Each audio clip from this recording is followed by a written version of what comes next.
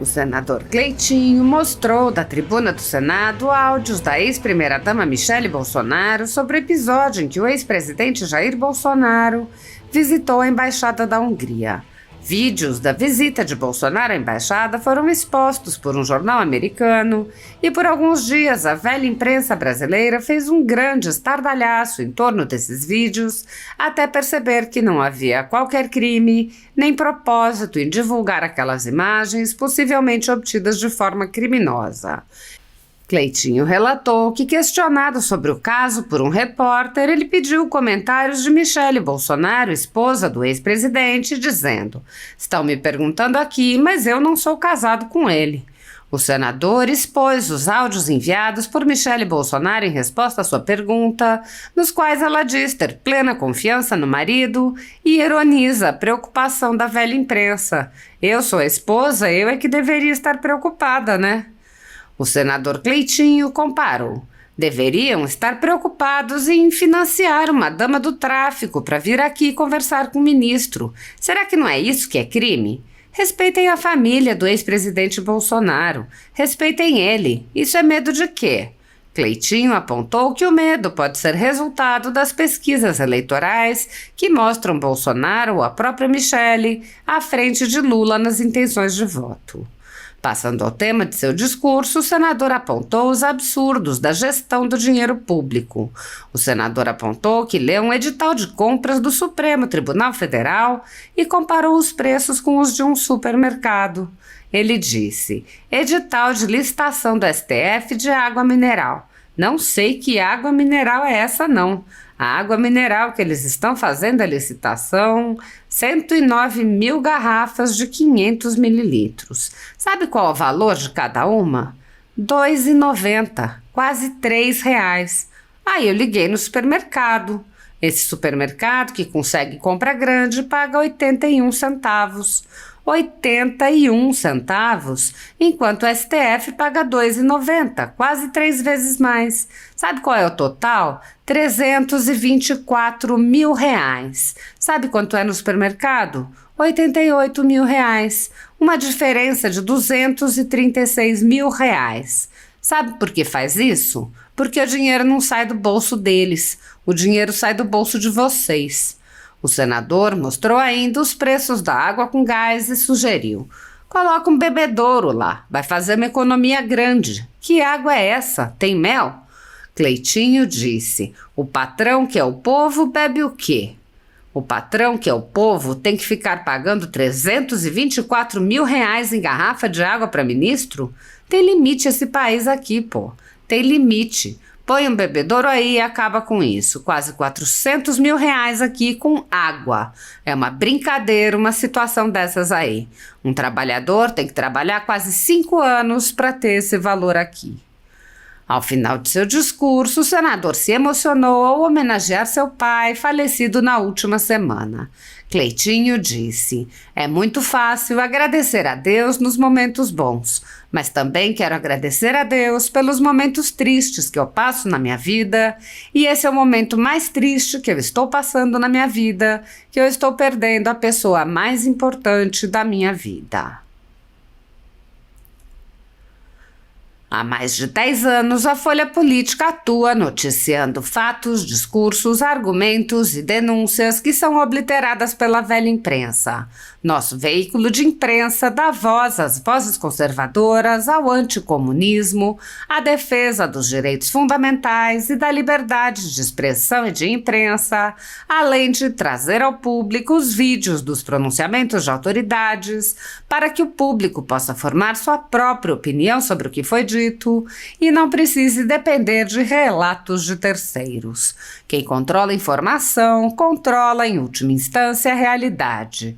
Grupos monopolísticos e cartéis que se associam com o intuito de barrar informações contrárias ou inconvenientes atuam em conluio com a finalidade de aniquilar qualquer mídia independente, eliminando o contraditório e a possibilidade de um debate público amplo amplo, honesto, abrangendo todos os feixes e singularidades dos mais diversos espectros políticos. Controlando as informações, o cartel midiático brasileiro tenta excluir do debate e, em última instância, da vida pública, os conservadores e os veículos que dão voz a essas pessoas.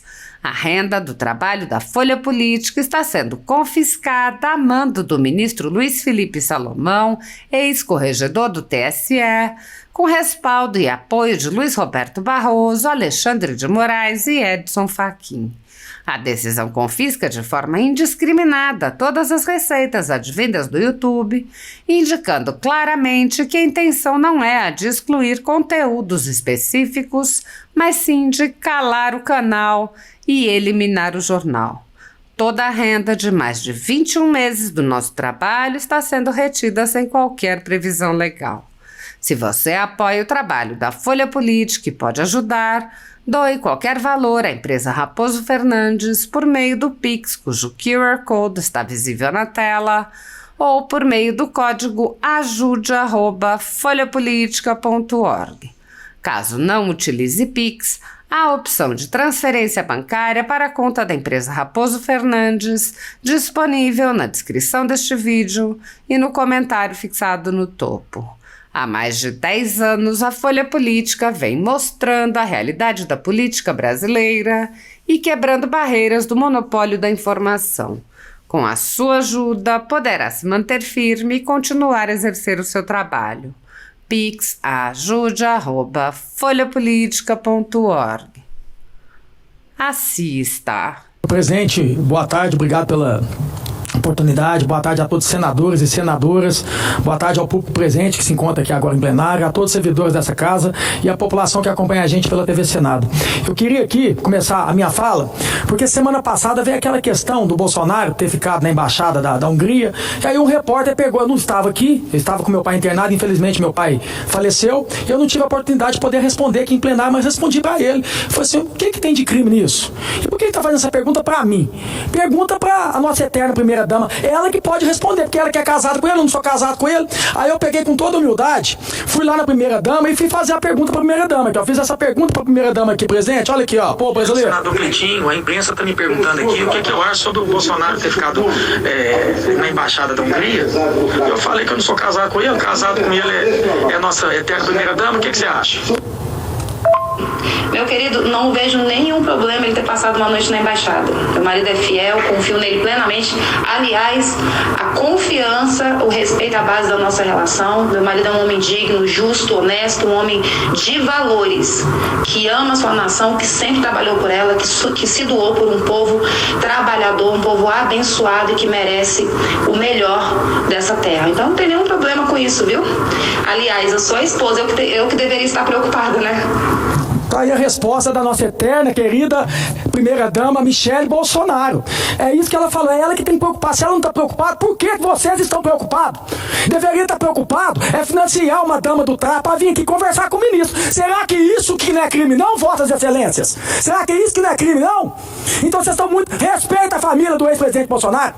Respeite ele. Isso é medo de quê? Ah, porque saiu pesquisa agora e já colocou o Bolsonaro já na frente do atual presidente Lula na pesquisa. Inclusive com a nossa primeira-dama também, a Michele Bolsonaro também, na frente com o apoio do Bolsonaro. Que medo é esse, vocês estão, gente? Que medo que é esse, vocês estão? Pois é, muito logo esses 3 anos pra passar, pra gente mostrar a verdade desse país aqui. E eu vou falar pra vocês aí, viu? Aceita que dói menos. Então tá aqui a minha resposta muito clara sobre a questão da embaixada. Foi a primeira-dama que é a Michele Bolsonaro que respondeu. É ela que tem que responder, ela que é casada com ele. Muito obrigado. Eu queria aqui também falar uma situação do nosso STF, e eu queria aqui fazer uma comparação pra vocês, gente, para mostrar para vocês como é que é a iniciativa privada e como é que é o público.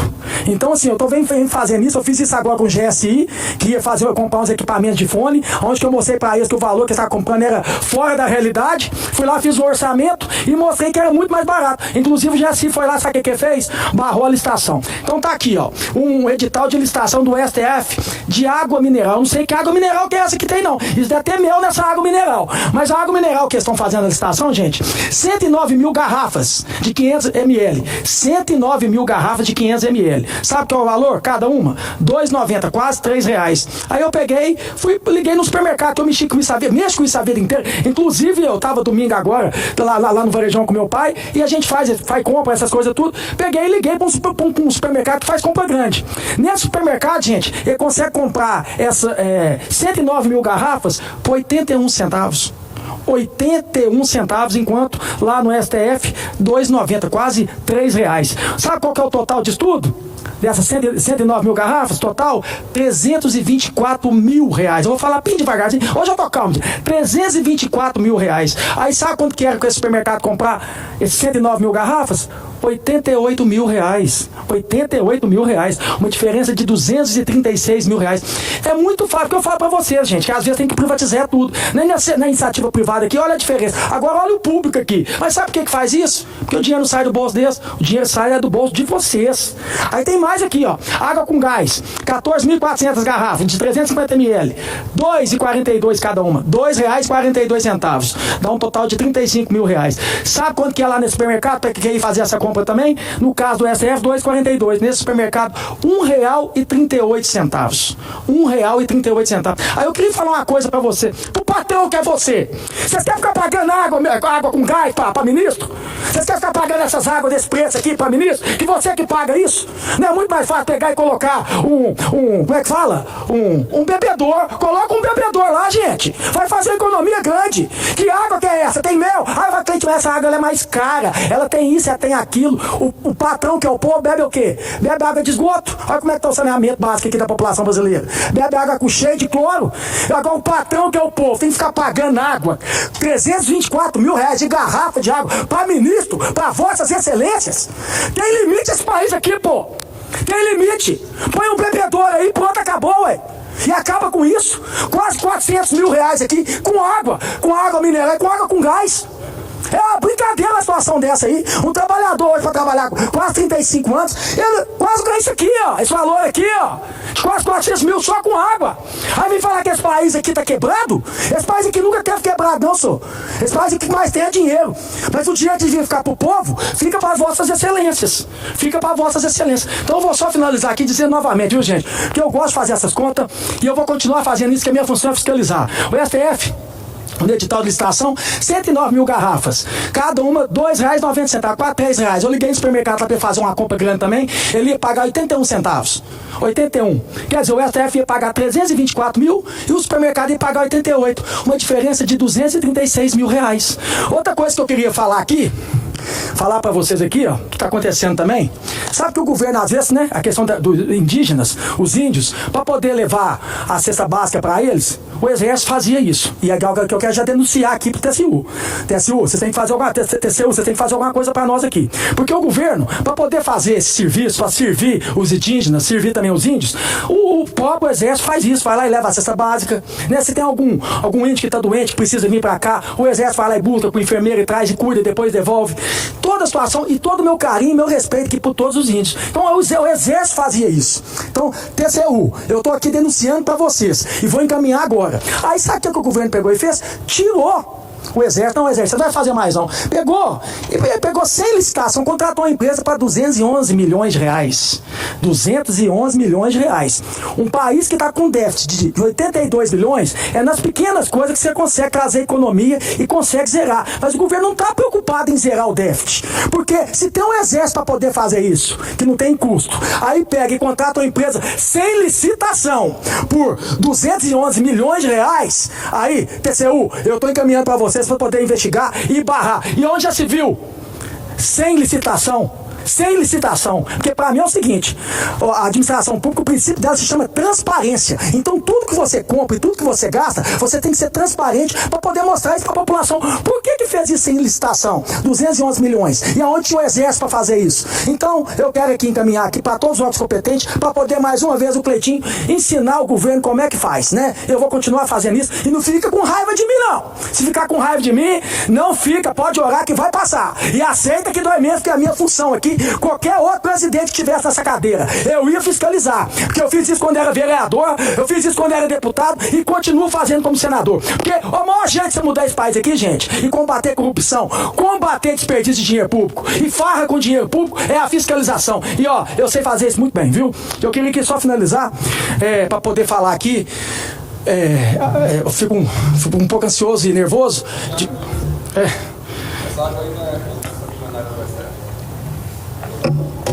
Eu queria aqui só agradecer toda a população brasileira que sempre orou pro meu pai, desde o ano passado, que meu pai estava com essa questão de câncer na bexiga, e tudo que eu podia fazer pelo meu pai, eu corri atrás para tentar fazer para ele.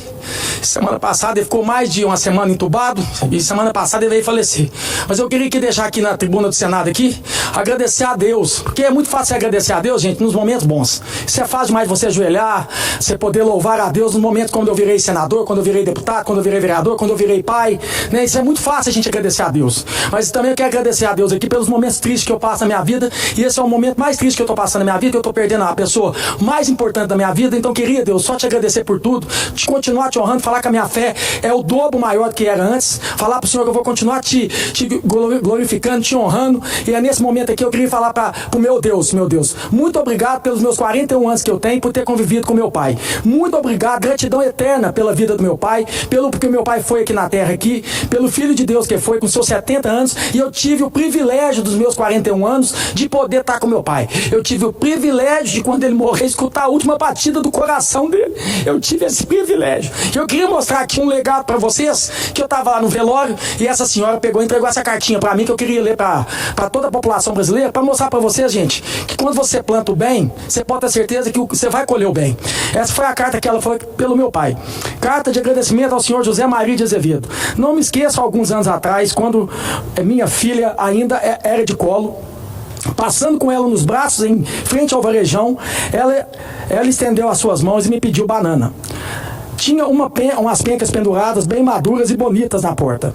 Eu não tinha dinheiro para comprar, levava uma vida simples e bem regrada. O senhor José Maria estava na porta e a viu me pedindo e me parou e disse: não deixa ela ficar com vontade não. Foi para dentro e trouxe uma sacolinha para ela e com algumas frutas. Alguns gestos parecem simples, mas nós marcamos para sempre. Naquele dia ele tirou um pouco da angústia de uma mãe que não tinha condição de dar um simples fruta para sua filha. Nunca esquecerei desse dia. Passando algum tempo, hoje faço parte da população que ganha verduras e frutas e legumes no varejão todas as segundas-feiras. Em nome de todos eu venho agradecer a bondade de nos ajudar. Para alguns, é a única forma de ter uma mistura na mesa. E principalmente agradeço de coração por ter ajudado anos atrás. Eterna gratidão, Aparecida. O que eu mais carrego do meu pai se chama gratidão. O meu pai teve uma vez que a gente estava passando bem dificuldade no varejão e a gente precisava pagar as contas e a gente não conseguia levantar de jeito nenhum. E eu quero falar isso aqui, é um testemunho que eu vi, que eu aprendi com ele, por isso que eu vou carregar gratidão pro resto da minha vida. E aí não dava nada certo, mas tinha sempre um cliente que comprava da gente. Ele não precisava nem mais comprar da gente, é um cliente de restaurante. Ele já não precisava mais comprar da gente, mas mesmo assim, para ajudar a gente, ele continuou comprando. A gente trabalhou, ergueu a cabeça e conseguiu reerguer o varejão novamente. O varejão conseguiu pagar as dívidas, os clientes voltaram a comprar no varejão e a gente conseguiu normalizar. Passou um tempo depois, esse cliente de restaurante passou dificuldade, começou a ficar mais atrasado as contas, né? Os clientes já não iam lá mais. E aí o que aconteceu? Ele ficou devendo lá dentro do varejão, que comprava com notinha para pagar todo mês e ficou devendo. Um dos meus irmãos, nervoso com isso, a hora que a gente estava conversando lá no varejão, pegou e falou com meu pai: pai, eu vou lá cobrar dele, ele tem que pagar a gente. Aí meu pai pegou na mão dele, puxou a mão dele e falou assim: você não vai cobrar nada dele. Quando a gente precisou, ele ajudou a gente, então agora é a hora da gente ajudar ele. Se ele estendeu a mão pra gente, agora a gente vai estender duas. E eu falo isso pra vocês, todos meus filhos estão aqui. Todas as vezes que alguém estender a mão pra você, você estenda duas. Isso se chama gratidão. E é isso, pai, que eu vou carregar do Senhor pela vida inteira. Gratidão. E eu queria falar que meu pai morreu sem nada. Meu pai morreu sem conta no banco, sem nada. Não morreu querendo ter loteamento, não morreu querendo ter várias casas, porque cada ser humano tem uma maneira de querer ter na vida. Tem uns que quer ter 5 carros, tem uns que quer ter 10 casas. Meu pai nunca teve isso. Até para comprar uma roupa, a minha mãe queria para comprar para ele. Meu pai, a única coisa para ter mundo que queria na vida dele Eram os filhos deles. E olha como é que Deus, que eu tenho que agradecer ao Senhor, meu Deus, pela bondade que o Senhor fez com meu pai, que eu sei que meu pai morreu cheio de orgulho e cheio de amor e realizado, que é o mais importante, porque algumas pessoas acham que realização é ter bens, realização é ter muito carro, é ter piscina, é ter isso e aquilo. Meu pai morreu com a maior realização da vida dele, porque a única coisa que valorizava nessa vida dele era a mulher dele, o varejão que trabalhou mais de 50 anos, desde os 15 anos dele ele trabalhou 360 anos, nunca viajei com meu pai, se tinha feriado meu pai trabalhava, então o patrimônio dele era o varejão, era a esposa dele e os 4 filhos dele. Com essa carta que eu li pra vocês aqui, ó, o que você colhe o bem, você vai ter o bem. Sabe o que é o maior patrimônio que Deus pegou e fez pro meu pai? Valorizou os filhos dele. Ele fez um filho dele agora deputado estadual, fez um filho dele prefeito e me fez senador da república.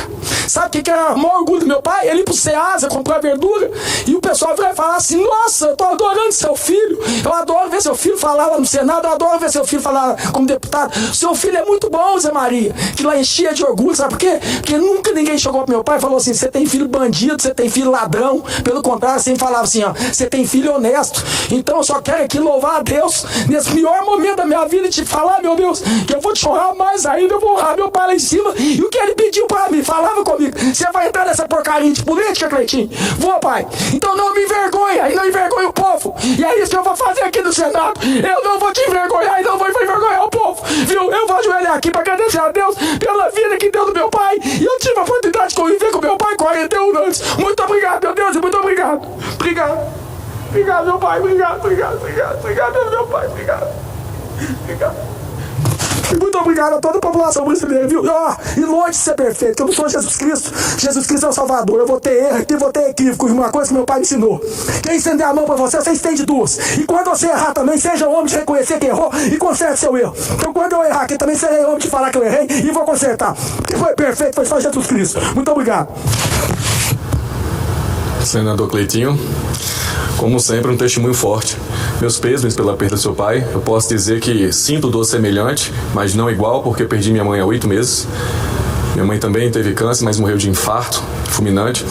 Câncer é uma causa pessoal minha. Invisto 120 milhões em hospitais no Rio Grande do Norte, 4 hospitais de combate ao câncer nós estamos fazendo.